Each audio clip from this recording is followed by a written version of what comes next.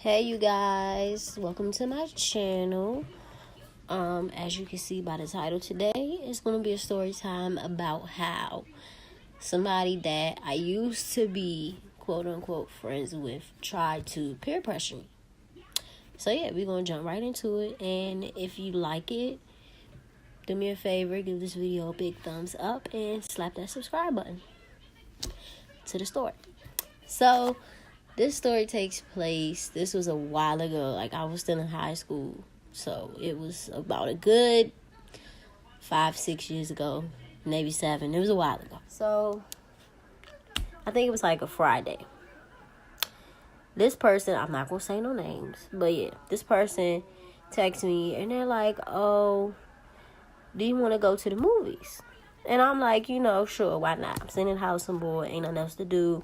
Like, yeah, we can go to the movies. So they're like, okay, I'm gonna come pick you up, blah, blah, blah. All right, cool. So they get to my house. I get in the car with them. And literally, as soon as I get in the car, they're like, oh, we're not really going to the movies. So I'm like, okay, where we going then? They're like, we're going to the hookah bar. Like, okay, cool, ain't no big deal. I'll still go. I just won't smoke nothing. I'll have a couple drinks and vibe out to the music. So I'm thinking, the person is cool with that because they ain't make no complaints. They ain't say nothing about it. So I'm thinking like, okay, cool, whatever. So the night is going along and they're picking up other people because it was supposed to be a total of 4 of us. So they pick up the one person. We're going to call them Tasha. So they pick up Tasha, and Tasha gets in the car. And when Tasha gets in the car, I noticed that the person driving started being shady. Because keep in mind, Tasha and the person driving are like best friends. Whereas me and the person driving, we're not best friends. We were just like friends at the time. Like we would hang out every so often. So yeah, Tasha gets in the car, and as we're on the way to pick up the last person that's a part of our little group or whatever, the person driving says to Tasha, she says she going to the hookah bar, but she's not going to smoke nothing. Now, remember, I told y'all, initially, I was under the impression that we was going to the movies to begin with. So, I'm just back there like, okay, first of all, you lied about where we was going. So, I did not know we were going to the hookah bar till I got in the car and you told me that. So, had I known that, of course, I wouldn't have been like, yeah, I'm going to go. But anyway, so they say that. And then Tasha responds, and they're like, why would she go to the hookah bar if she's not going to smoke? So, at this point, I'm slowly getting irritated. So we still driving. We still haven't got to the other person's house yet or whatever. And as we're driving, they start to get shady. So, like I said, I'm in the back. And then Tasha and the person driving, the driver isn't, of course, they're obviously in the front seat. So the person driving turns up the music. So them two just up there talking, having a conversation.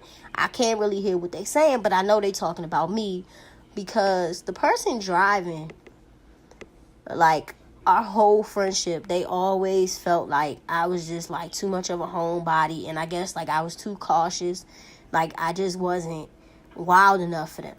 So, and they always made that like known, like they never like bit their tongue when it came to expressing that. So yeah, we get ready to pull in or whatever to their little complex, because mind you, this person lives in an apartment. So we get ready to pull in their complex, and they just steady up there talking. So at this point, I'm like irritated. I'm irritated. So the person gets in the car, and this is somebody that I was friends with this person. So when they got in the car, they spoke. They're like, hey. And, I didn't say anything off the back because, like I said, I was irritated because people wanted to be shady. So we're making our way to the hookah bar, whatever. And the person driving is steady asking me, are you going to smoke? Are you going to smoke? And I'm steady telling them, no, I'm not. I'm going to drink. Or I'm going to listen to the music. And they're just steady asking me.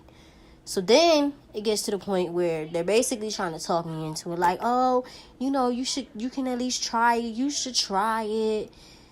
Just, going on. Let's rewind real quick. When I first got in the car and they first told me we were going to the hookah bar, they had told me that, they would pay for me to get in. So I was like, all right, cool, whatever. Fast forward back to now. So it goes from them basically trying to talk me into it to them saying, well, if you don't do it, I'm not going to pay for you to get in because that's going to be a waste of my money. So at that point, I went from like irritated to like now I'm pissed off. Because now you're trying to force me to do something that I don't want to do. So I guess they could tell that I was like growing agitated with them. Like I was getting irritated. Because then they asked me, they're like, do you want to go home? I'm like, nah. Because at first I was still going to go. I wasn't going to let them mess my night up. I still plan to go, whatever. So I was like, no, I'll still go. So they steady going on and on and on. Then they say, do it for our friendship. Now I'm like, you doing way too much. Like at that point, that was like the last straw. So now I just got quiet. I didn't say nothing. But in my mind, I'm like, what you mean? I'm like, what you mean do it for our friendship? Like, what type of stuff is that to say to somebody? Like, I want you to do these drugs. Do it for our friendship. Like, what? Like, so at that point, I was just thrown off. That was the last straw. So I didn't even want to go no more at that point. Like, they killed my vibe. They killed my mood. I was just like, I don't want to go. F this. Like, that was just my attitude. So they're like, do you want to go home? I was like, yeah, take me home. So we get to my house. They drop me off or whatever. They drive off. I got out the car. I didn't even say nothing. Like, that's how mad I was and how in disbelief that I was. Because I'm like, really, like, you really won't say that. But I definitely did learn a valuable lesson about peer pressure and all that good stuff. And, yeah.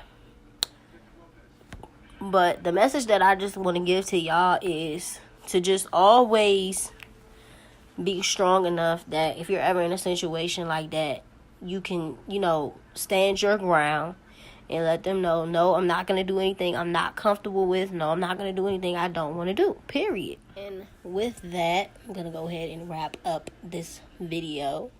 So, thanks for watching.